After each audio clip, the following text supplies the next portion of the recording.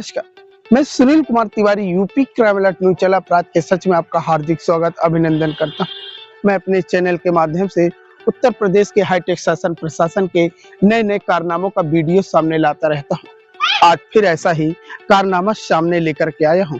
फिलहाल ये कारनामा तो सदियों का पुराना है, पर थाना जरूर नया है। ये थाना किस क्षेत्र में आता है और इसके थाना अध्यक्ष साहब कौन है, आइए मैं जरा आपको विस्तार से बताता हूँ। अरविंद कुमार मिश्रा एक गरीब परिवार का व्यक्ति है। वो गाजियाबाद में प्राइवेट कंपनी में जॉब करके अपने परिवार का पालन पोषण करता है।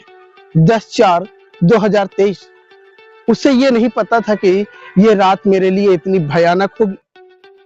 अरविंद मिश्रा ने बताया कि गांव के ही कुछ लोगों से मेरा आपसी विवाद हो गया और गांव के मुताबिक कुछ देर में ये झगड़ा शांत हो गया, पर गांव के ही 4 से 5 लोग आए और मेरे पीछे से वार कर दिया।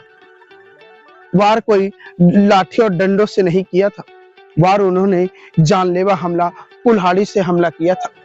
अरविंद कुमार मिश्रा ने बताया कि उस वक्त हड़कंप मच गया जब मेरे ऊपर जानलेवा हमला किया गया है। आखिर ये हमला किसने किया था? क्या पीड़ित के ऊपर जब हमला हुआ तो क्या प्रशासन को बताया? पीड़ित की पत्नी ने बताया कि प्रशासन को तो बताया, पर कुछ देर बाद पीआरबी 112 मेरे पास पहुंची और उन्होंने जो कहा वो वास्तविकता में और भी हैरान कर देने वाला है। पीड़ित की पत्नी ने बताया कि पीआरबी 112 तो मेरे पास आ गई है 1 घंटे बाद, कि 112 ने कहा कि आप सबसे पहले इन्हें नजदीकी हॉस्पिटल पे ले जाइए। क्या पीआरबी पहुंची थी तो क्या घायल को नजदीकी हॉस्पिटल नहीं ले जा सकती थी? आखिर पीआरबी किसका इंतजार कर रही थी? पीड़ित ने यह भी बताया कि पीआरबी आई है तो मुझे पीआरबी से कोई भी मदद में नहीं मिली है। मैं स्वयं 108 एम्बुलेंस बुलाकर अपने पति को नजदीकी हॉस्पिटल ले गया हूँ। वहां से भी मुझे जानकारी के मुताबिक डॉक्टरों ने कहा कि गंभीर चोट आई है, इनका इलाज यहाँ नहीं हो सकता तो दूसरे हॉस्पिटल पे रिफर कर दिया। पीड़ित ने कहा कि प्रशासन को लगातार चीख पुकार सुनते रहे, पर उनकी हिम्मत नहीं हुई कि पीड़ित परिवार से एक बार जाकर के मिल ले। पीड़ित ने इतना गंभीर आरोप लगाया है। सेन पश्चिम पारा, ये पश्चिम पारा थाना क्षेत्र वही है। फिलहाल थाना तो नया है, पर इसके जो कारनामे हैं वो वास्तविकता में बहुत सदियों पुरानी है। कहते हैं ना, आपने कहावत तो सुनी होगी, बाप बड़ा न भैया, सबसे बड़ा रुपया। ये मैं कहावत किसी और को नहीं सुना रहा हूँ, मैं सुना रहा हूँ उत्तर प्रदेश के हाईटेक शासन प्रशासन के सेन पश्चिम पारा थाना एसएचओ राकेश कुमार सिंह को। क्योंकि पीड़ित ने कहा है कि शायद एसएचओ साहब ने दूसरे पक्ष से चंद रुपयों में ईमान बेचकर तभी तो मेरी एफआईआर में उन्होंने कुल्हाड़ी की हत्या का धारा नहीं लिखी है। पीड़ित ने क्या बताया सुनाता हूँ, उन्हीं की कहानी, उन्हीं की जुबानी। मेरा नाम अरविंद मिश्रा है। मेरे गांव का नाम ग्राम कुमहुपुर है। आपके साथ क्या हादसा हुआ? मैं शाम को भैंस को चारा दे रहा था। उसी समय गांव का ही दिवेश त्रिवेदी वहां पे आया और बोलने लगा कि काफी दिन बाद भैंस लाए हो, अब चूनी चोकर का भाव पता पड़ जाएगा आपको। मैंने बोला जाओ यहाँ से, बकवास मत करो। मैं गाली गलौज देने लगा, चिपट गया मेरे। किसी प्रकार वहां पे 2-3 लोग आए और उसका बीच बिचाव कर दिया। माँ बहन की बहुत गालियां दिया साहब। गाली देते हुए वहां से चला गया और बोला आधे घंटे में अभी तुम्हारी औकात दिखा देंगे। वहां से अपने पिताजी उमा शंकर, भाई गणेश, भाई सर्वेश को लेकर के लाठी डंडा और कुल्हाड़ी लेकर के आया। समय लगभग 9:30 पौने 10 बज रहा था। मैं भैंस को नहला रहा था। मैं साहब जान नहीं पाया कि ये लोग आ गए। इन्होंने हमसे पीटना शुरू कर दिया। मैं वहां से जान बचाकर घर के अंदर को भगा। दिवेश घर के अंदर घुस गया। मैं कमरे का दरवाजा नहीं बंद कर पाया साहब। बाल पकड़कर घसीट कर बाहर लाया और मेरे चबूतरे पे कुल्हाड़ी मार दिया साहब। मैं अचेत होकर गिर पड़ा, बहुत खून निकला है साहब। उसके बाद मैं तड़पता रहा। 112 नंबर मेरी वाइफ ने डायल किया, नंबर नहीं मिल रहा था। काफी देर बाद 112 नंबर पुलिस आई। उसने देखा, कहा कि ऐसा करो, इनको सीधे हॉस्पिटल ले जाओ, नहीं तो ये मर जाएगा। और कहने के बाद पुलिस चली गई, हॉस्पिटल लेके भी नहीं गई। तब हमारी वाइफ ने 108 नंबर एम्बुलेंस बुलाया। तब वो लेकर के बिधनू CHC पहुंची। वहां पे मेरा आधे घंटे ट्रीटमेंट हुआ। 7 सेंटीमीटर का कट उन्होंने नापा और उसका रजिस्टर पे लिखा और मेडिकल किया, और बोले मामला बहुत सीरियस है, इसको लेकर के आप हाईलैंड जाओ। पर जानलेवा हमला हुआ, पुलिस प्रशासन से आपको क्या मदद? मुझे न्याय चाहिए साहब, मगर अभी तक कुछ नहीं मिला। 15 तारीख को एक निरीक्षक थे चौकी के, उनका नाम है नवीन कुमार, वो आए थे 15 तारीख को।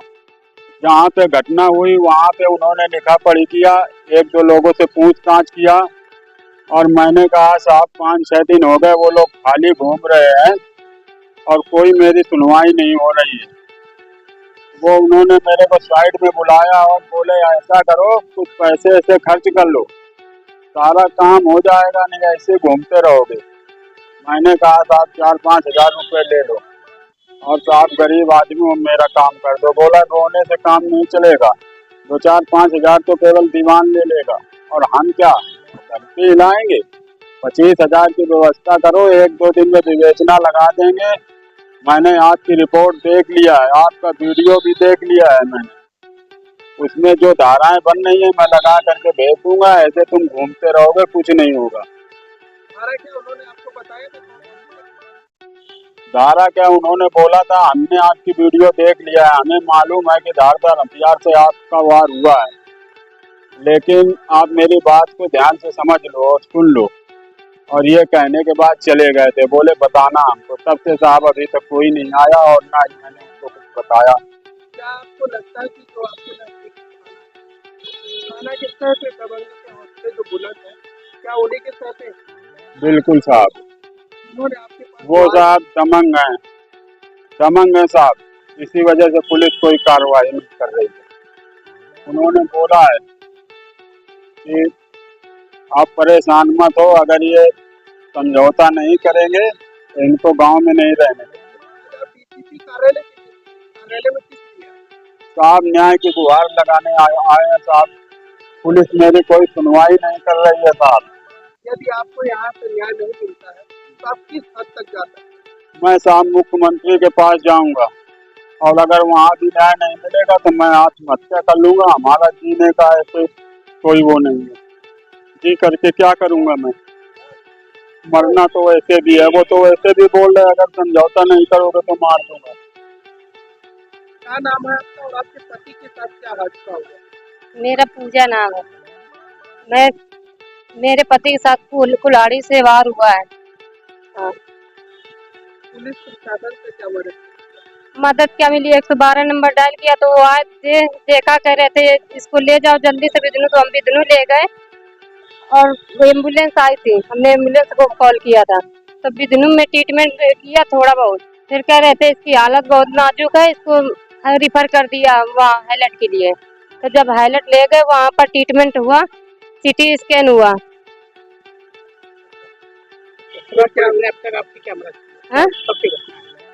ये 10 तारीख की है।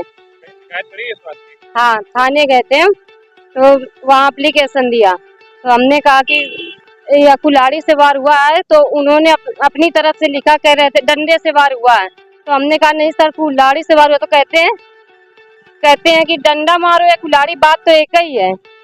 हाँ, तो हम शांत हो गए, हड़क के बोल रहे, ये दीवान साहब बोल रहे थे।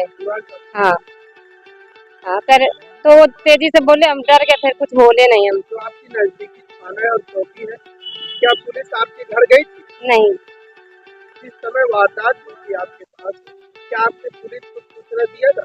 जी। तो पुलिस ने क्या आश्वासन दिया था? कुछ आश्वासन नहीं दिया था, कह रहे थे कि देखो हम देखते हैं, आगे कार्रवाई करेंगे, लेकिन 10 दिन हो गए अब तक कोई कार्रवाई नहीं हुई। जब आपके पति के ऊपर जानलेवा हमला हुआ, हाँ, तो आप तो बिजनू हॉस्पिटल ले गए थी, आप अपना खुद निजी गाड़ियों से ले गए थे या फिर पुलिस ने आपको ले गई? नहीं, पुलिस नहीं ले गई थी, हमने एम्बुलेंस को बुलाया था। जब पुलिस का पहले नहीं आई थी तो हमने एम्बुलेंस को बुलाया था, वही ले गई थी हमको। इसके बाद हॉस्पिटल में क्या कहा गया आपको? हमसे कह रहे थे कि ट्रीटमेंट शुरू करें या मतलब पुलिस कार्रवाई करोगे, तो हमने कहा सर कुल्हाड़ी से वार हुआ है, पुलिस कार्रवाई करेंगे। तो वो थोड़ी देर नहीं कुछ किया, कह रहे थे थाने से डॉक्टर ने कह रहे थे हम पुलिस केस करोगे तो हमका कोई पर्चा बनवा के लाओ थाने से, तब हम इनका ट्रीटमेंट शुरू करेंगे। फिर क्या हुआ? तो हमने कॉल किया, दोनों थाने से एक नंबर मिला हमें, तो हमने यहीं पर कॉल किया सेन पश्चिम पारा को। तो ये कह रहे थे हम आ नहीं पाएंगे, तुम यहीं आ जाओ लेके। तो हमने कहा हम अकेले हम नहीं आ पाएंगे सर। तो पहले तो एक बार मना किया, फिर दोबारा कॉल किया तो कह रहे थे देखो हम किसी आदमी को भेजते ट्रीटमेंट चालू करवाओ। डॉक्टर से बात की उन्होंने, तो उन्होंने ट्रीटमेंट चालू कर दिया। फिर होमगार्ड के एक आए थे सर। कितनी देर बाद आए? 2 घंटे बाद। 2 घंटे बाद? हाँ। उन्होंने क्या कहा? उन्होंने क्या कहा, हमारा नाम पूछा और डॉक्टर से बात की और कह रहे थे ट्रीटमेंट करवाओ इनका। तो जब देखा मामला गंभीर है तब उन्होंने रिफर कर दिया आईएलएस के लिए। जानलेवा हमला हुआ है जो आपने नाम बताए, पुलिस ने उनको क्या गिरफ्तार किया या पूछताछ के लिए नहीं, बुलाया? अभी तक कोई कार्रवाई नहीं हुई सर। वो लोग कहाँ? वो लोग सब यहीं घूम रहे, वो फरार है जिसने कुल्हाड़ी मारी है, उसका पता नहीं है कहाँ है।